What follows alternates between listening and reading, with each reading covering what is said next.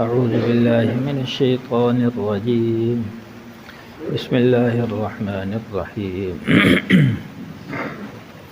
وما كنت تتلو من قبله من كتاب ولا تخطه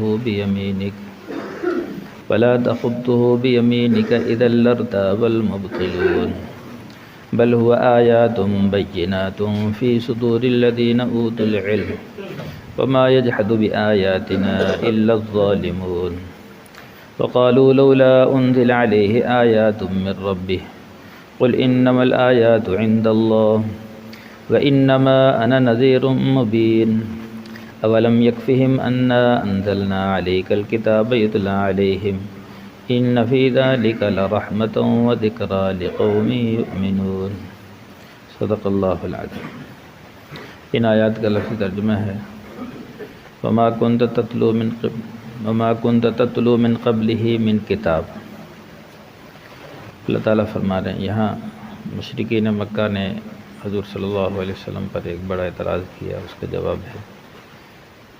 تو مشرکین مکہ کہتے تھے یہ کتاب یعنی قرآن پاک کو حضور صلی اللہ علیہ وسلم خود بنا کر لے آئے ہیں، یہ اللہ کا کلام نہیں بلکہ اپنی طرف سے بنا کر لائے ہیں.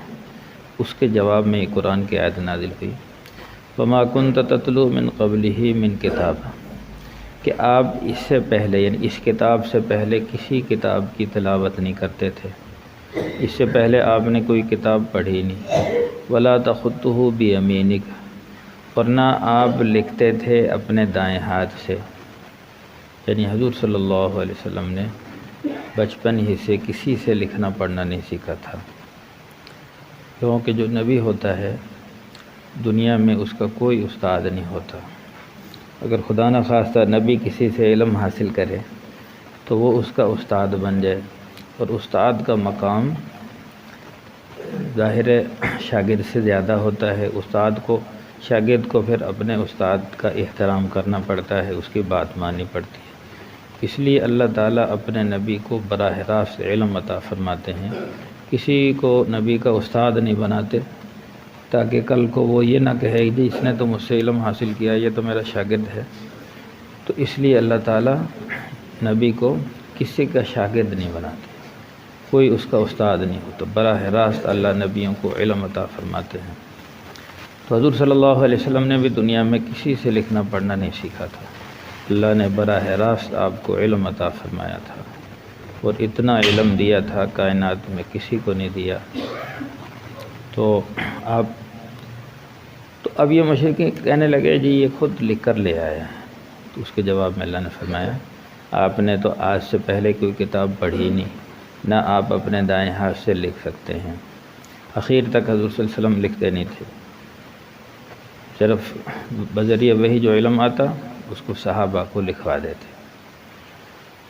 تو جب آپ نے کسی سے لکھنا پڑھنا سیکھا ہی نہیں تو آپ کیسے کتاب بنا سکتے ہیں، کیسے لکھ سکتے ہیں؟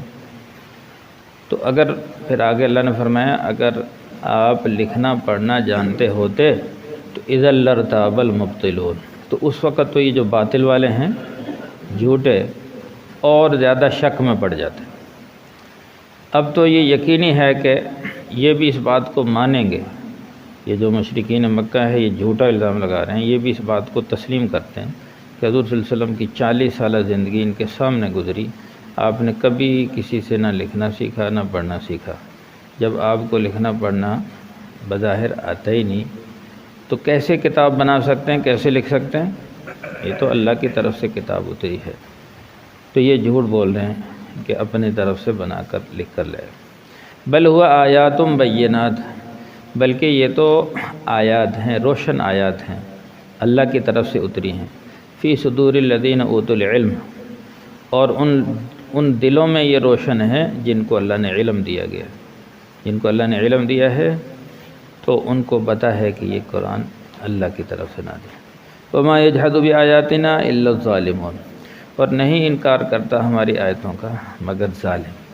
یہ ظالم لوگ یعنی انکار کر رہے ہیں، حالانکہ پتہ ہے کہ یہ اللہ کی کتاب ہے، اس کی مثل کوئی نہیں بنا سکتا. لیکن جب آدمی ظلم پر آ جائے، ظالم بن جائے، پھر وہ حق باطل کو نہیں دیکھتا، بس اس نے اپنی ہی بات کو اوپر رکھنا ہے، اپنے جھوٹ کو اوپر رکھنا ہے.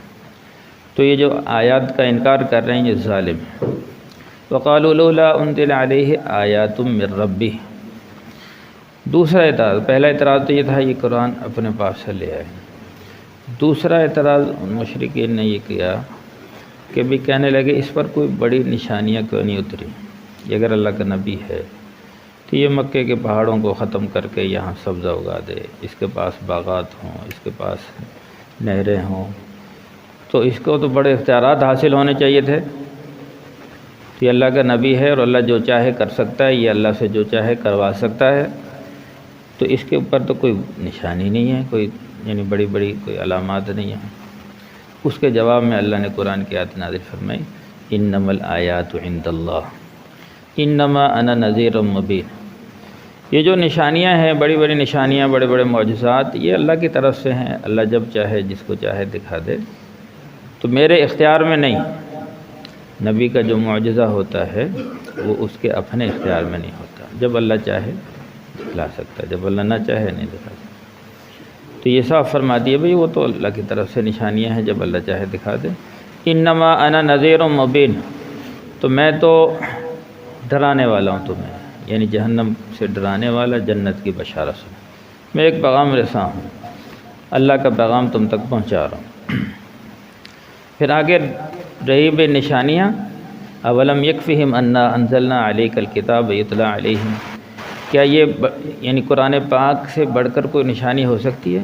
کیا کافی یہ نہیں ہے کہ ہم نے اتاری ان پر کتاب جو ان پر پڑھی جاتی ہے؟ اس کتاب کی کوئی مثل لے آؤ۔ یعنی حالانکہ یہ عرب ہر زمانے میں جس چیز کا دورہ ہوتا ہے، اللہ اس کے توڑ کے لیے اپنے نبی کو معجزہ عطا فرماتے ہیں۔ موسیٰ علیہ السلام کے زمانے میں جادو کا دورہ تھا، اللہ نے اس کے جواب میں موسیٰ علیہ السلام کو لاٹھی دے دی، اس لاٹھی میں سارے جادوؤں کا توڑ تھا۔ عیسیٰ علیہ السلام کے زمانے میں طب کا دورہ تھا کہ وہ اپنے آپ کو یعنی علاج معالجے میں بڑے بڑے ماہر اور حکیم تھے۔ ان کے جواب میں اللہ نے حضرت عیسیٰ علیہ السلام کو دم عطا فرمایا، وہ دم کرتے اسے ہر بیماری دور ہو جاتی، یہاں تک کہ مردوں پر دم کرتے مردہ زندہ ہو کے بیٹھ جاتا، کوڑ کے مریض ٹھیک ہو جاتے، ماں سے پیدا ہوا اندھے یعنی جس کا کوئی علاج نہیں، تو حضرت عیسیٰ علیہ السلام اس پہ ہاتھ پھیرتے اور دم کرتے، اس کو بینائی مل جاتی۔ ان کے زمانے میں یعنی حضور صلی اللہ علیہ وسلم کے زمانے میں سب سے جو بڑا عروج تھا وہ شعر و شاعری، فصاحت و بلاغت، اس پر زور تھا، ہر بچہ شاعر تھا۔ یعنی اگر کسی کا بچہ جوان ہوتا اور وہ شاعر نہ بنتا تو وہ اس پر شک کرتا، شاید یہ میرا بچہ نہیں ہے، یہ حلال کا نہیں ہے۔ آتا ہے ایک واقعہ کہ ایک بچہ جوان ہو گیا اور اس نے شعر نہیں کہا، باپ اس کا شاعر تھا، تو وہ اس کو کہنے لگا یہ حرام زیادہ ہے، یہ میرا بچہ نہیں، اسے لے گیا قتل کرنے کے لیے۔ جب اس پر تلوار چلانے لگا تو اس نے کہا ابا جی ایک منٹ ٹھہرو، تو اس نے ایک پورا قصیدہ پڑھ دیا اشعار کا، فی البدی۔ تو یہ فی البدی شعر پڑھتے تھے۔ ایک تو یہ ہے نا بھی شعر کو جوڑنا ہے، تیاری کرنی ہے، اب ہمارے جیسے کوئی شعر بنانے لگ جائے تو بڑا وقت لگتا ہے، لیکن وہ فی البدی اشعار پڑھتے تھے، جیسے ہم کوئی کلام ادا کر رہے ہیں وہ اشعار میں کلام کرتے، ایک دوسرے سے گفتگو اشعار میں کرتے۔ تو اس نے جب فی البدی قصیدہ پڑھ دیا پھر اس کو یقین آیا کہ یہ میرا بیٹا ہے۔ تو اس پر اتنا ان کو ناز تھا کہ اپنے اشعار لکھ کر، جو بڑا شاعر ہوتا تھا وہ بیت اللہ پہ لٹکا دیتا اور کہتا کوئی ہمسا ہے تو میدان میں آئے، کوئی ہمارے جیسا ہے، اس سے بڑا شاعر پیدا ہو جاتا، وہ اپنا لٹکا دیتا، پھر وہ دوسرا اتار لیتا، اور پھر ان کو اس کا بھی اندازہ ہوتا تھا کہ اس شعر میں زیادہ فصاحت و بلاغت ہے۔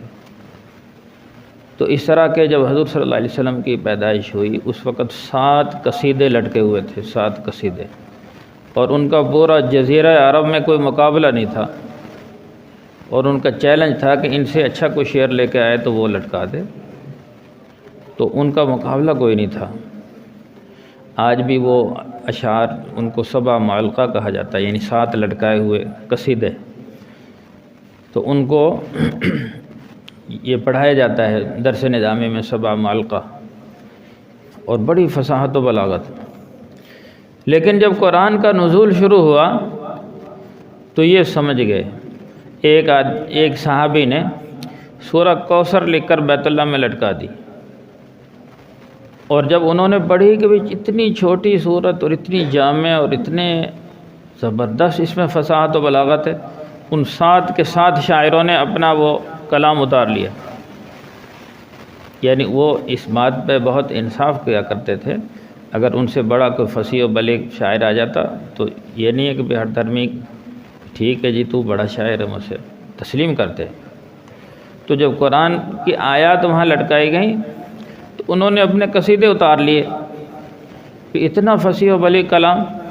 آج ہم تو عجمی ہے نا، ہمیں قرآن کی فصاحت و بلاغت کا کچھ اندازہ نہیں ہے، لیکن عربوں کو اندازہ ہے۔ آج بھی وہ جب قرآن پڑھتے ہیں تو سر دھنتے ہیں کہ کتنا زبردست اللہ نے اس میں کتنی زبردست فصاحت و بلاغت۔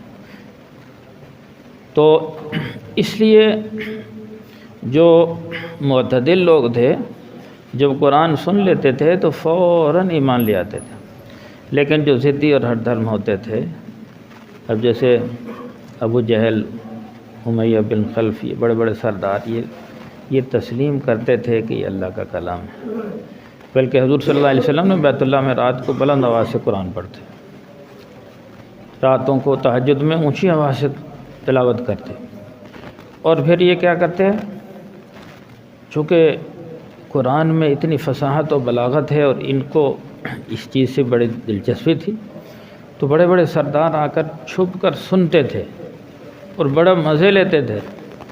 حضرت ابوبکر صدیق رضی اللہ عنہ نے اپنے گھر کے باہر ایک جگہ بنائی ہوئی تھی، وہاں بلند آواز سے قرآن پڑھتے تو مجمع لگ جاتا، ان کے مرد عورت بچے جمع ہو جاتے اور بڑے متاثر ہوتے اللہ کے کلام کو سن کر۔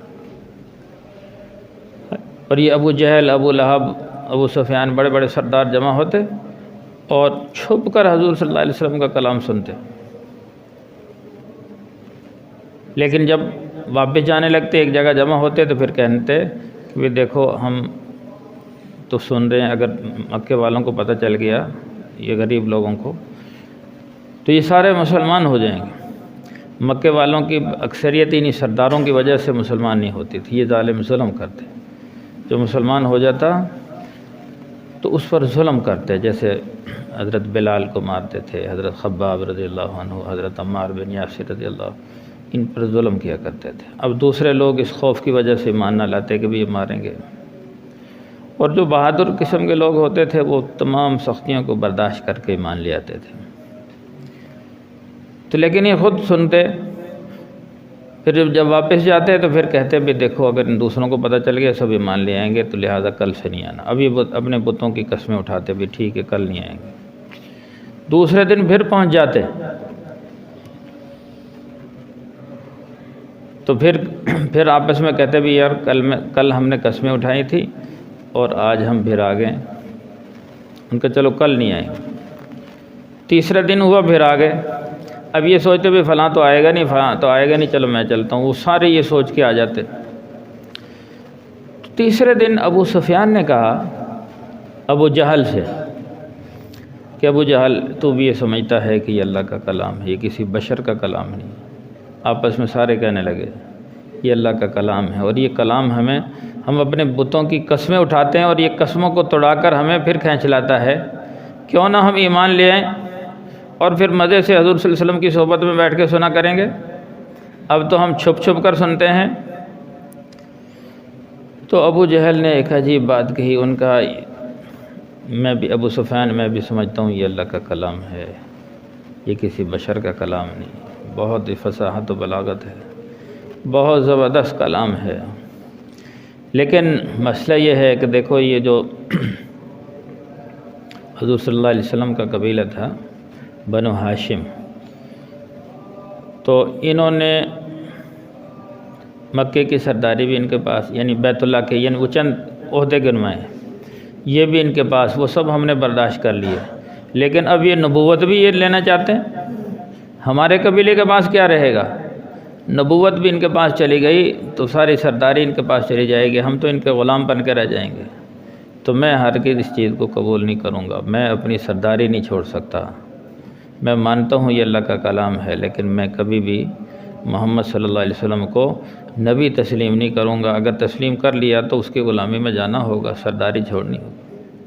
تو اس طرح یہ ضدی رہٹ دھرمی پر آ چکے تھے، اس لیے مان نہیں لاتے، ورنہ تسلیم کرتے تھے۔ تو وہی اللہ تعالیٰ نے فرمایا اولم یکفہم انا انزلنا علیک الکتاب یتلی علیہم، یہ جو نشانیاں مانگتے ہیں یہ اللہ کے کلام سے بڑھ کر کوئی نشانی ہے ان کے لیے؟ یہ کافی نہیں ہے کہ جو ہم نے کتاب اتاری ہے اور ان پر پڑھ کر سنائی جاتی ہے؟ ان فی ذلک لرحمۃ وذکری لقوم یؤمنون، بے شک اس میں یعنی اس قرآن پاک میں رحمت ہے اور نصیحت ہے اس قوم کے لیے جو ایمان رکھتی۔ تو آج کی آیات میں یہ ساری تفصیل ہے کہ یہ جو مانتے نہیں تھے اس کے اللہ نے دلائل دیے ہیں۔ سب سے یعنی 2 اعتراضات اور ان کے 2 جوابات۔ پہلا اعتراض یہ کہ بھئی یہ حضور صلی اللہ علیہ وسلم خود لکھ کر لے آئے ہیں، اس کے جواب میں فرمایا کہ یہ ظالم لوگ اس بات کو مانتے ہیں کہ حضور صلی اللہ علیہ وسلم نے کسی سے لکھنا پڑھنا سیکھا نہیں، اور جب لکھنا پڑھنا سیکھا نہیں تو کیسے کوئی اپنی طرف سے بنا سکتا ہے؟ یہ تو اللہ نے ہی نازل کیا ہے اور اللہ ہی کا کلام ہے جو حضور صلی اللہ علیہ وسلم پڑھ کر سناتے ہیں۔ دوسرا اعتراض ان کا یہ تھا کہ یہ اس پر بڑے بڑے معجزات کیوں نہیں اترتے، بڑی بڑی نشانیاں کیوں نہیں ہیں؟ اس کے جواب میں فرمایا کیا ان کو یہ سب سے بڑی نشانی قرآن پاک ان کے لیے کافی نہیں ہے کہ قرآن کتنا فصیح و بلیغ ہم نے اتار دیا، اس کو سمجھتے بھی ہیں سوچتے بھی ہیں، لیکن ظالم ضد کی وجہ سے مان نہیں لاتے ہیں۔ باقی تفصیل ہے۔ الحمدللہ رب العالمین والعاقبۃ للمتقین والصلاة والسلام علی سید الانبیاء والمرسلین۔ ربنا ظلمنا انفسنا وإن لم تغفر لنا وترحمنا لنكونن من الخاسرين۔ اللهم اهدنا واهد بنا واجعلنا سببا لمن اهتدى۔ اللهم اهدنا الصراط المستقيم۔ اللهم اهد الناس والجان جميعا۔